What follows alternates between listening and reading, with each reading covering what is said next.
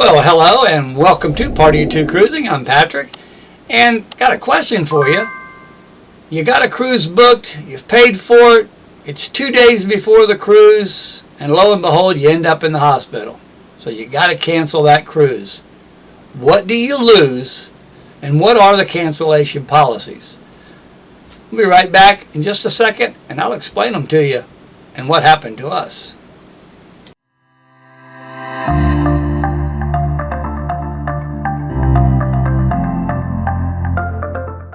Alright, welcome back to Party 2 Cruising.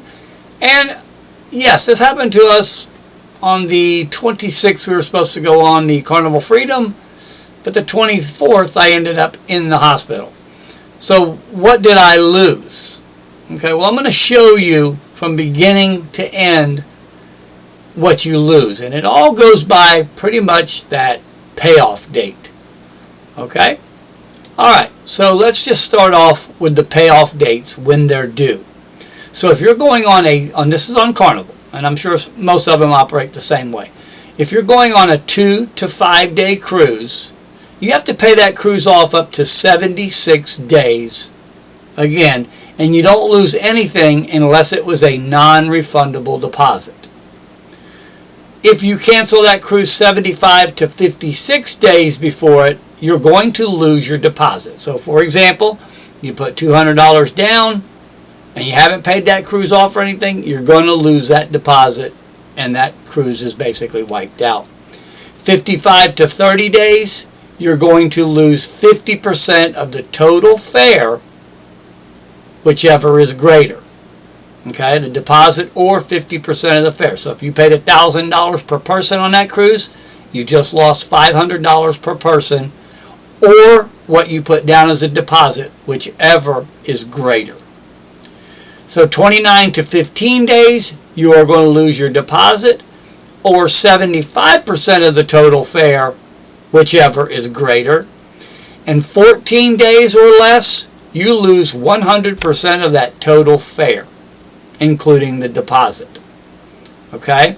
You will still get your port charges, your taxes, and anything else that you have booked onto that ship. So for example, you bought the drink package, you're going to get that back. If you pay for an excursion, you're going to get that back. If you bought a specialty restaurant, you're going to get that back. Okay? So let's say 6 day or longer cruises. Remember, those have to be paid up to 91 days.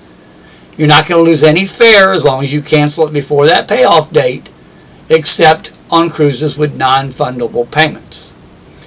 90 to 56 days, 90 to 56 days, you're going to lose your deposit.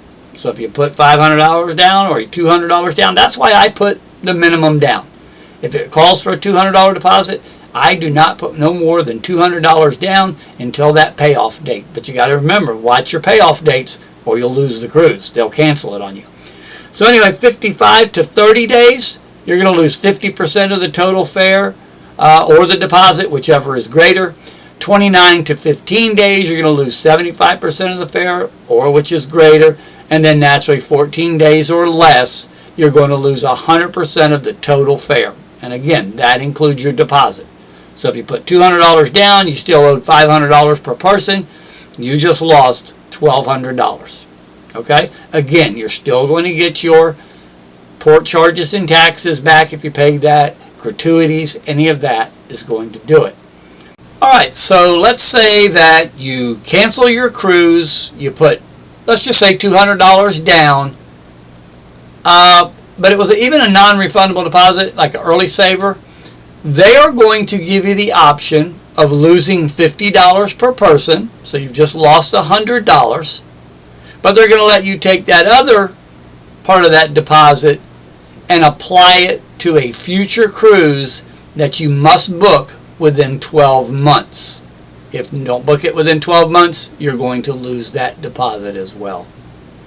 Alright, so now let's just say that you're in the same instance that I was 2 days before the cruise. So the first day I was kind of busy going through the emergency room and getting booked in to the hospital, but I had to cancel it the next day. What did I lose? that cruise disappeared once I had to cancel it, but I was able to save my port charges, my taxes, and everything by canceling it. Okay? So I'll show you here what I would have lost on that cruise had it been this one I'm getting ready to get on here on Saturday.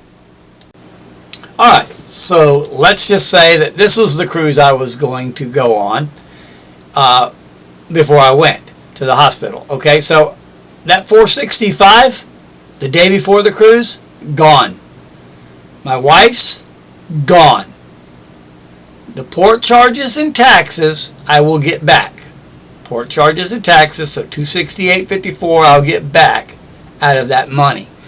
We also have a steakhouse booked on this cruise. I would have got that back.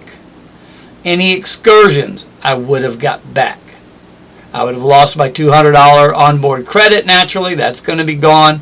And anything else I had on that cruise as far as free gambling money, all that is gone. Okay? So that's what you would lose the day before the cruise. Alright, so let's just say that I either am unable to cancel my cruise, or I decided, you know what, it was a pretty cheap cruise, I'm just not going to show up. What am I going to lose? And what I'm going to lose is everything. If you don't show up at the port, whatever you had booked, you're going to lose. Now there's some discrepancy on whether you get your port charges and taxes back because they didn't have to pay them, so you might get those back. But if you booked an excursion, they held that seat open for you, you won't get it back. You've lost your deposit, you've lost your cruise fare, you've lost everything by not showing up because they never really had a chance to sell that cabin. Alrighty, so that pretty much sums that one up. Alright, and last but not least, how do I keep from getting charged all this stuff and losing my money?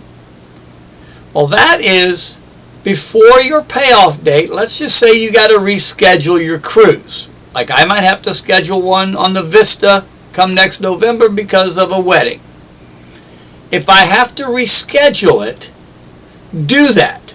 Don't cancel your cruise. Reschedule it out. You can reschedule it a year, 2 years out, as long as those cruises are available.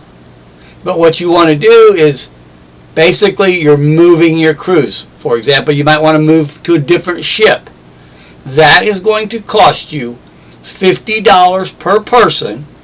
If you have 3 people in the room, it's going to cost you $150. But let's just say you have 2 people in the room, it's going to cost you $50 per person as a penalty. You're going to lose that.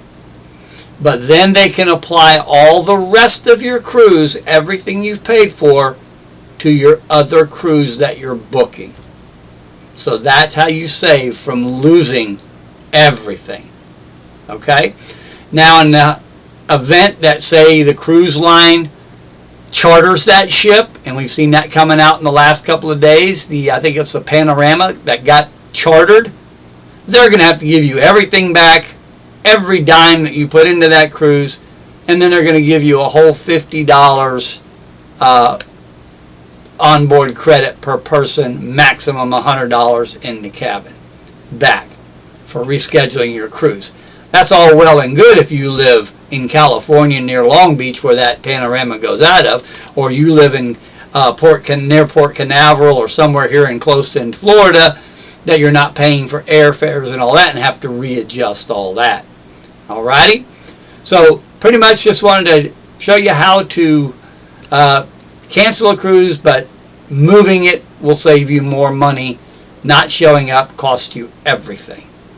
Alrighty, next one coming up here in 3 days. We're getting back on the Carnival Mardi Gras on the 11th of February and heading out to the Eastern Caribbean, and we'll bring that to you. Alrighty, I want to thank you for watching. Please do me a favor, hit that subscribe button down below, hit that notification bell if you don't know when we put up another cruise line, a cruise video, and if you like what we're doing, hit that thumbs up. It helps the channel out. kind of views went down because I haven't been able to put up any videos in the last couple of weeks because of the little hospital stay. But thank you for watching, and remember, this is Party of Two Cruising. Have a great day. Happy cruising.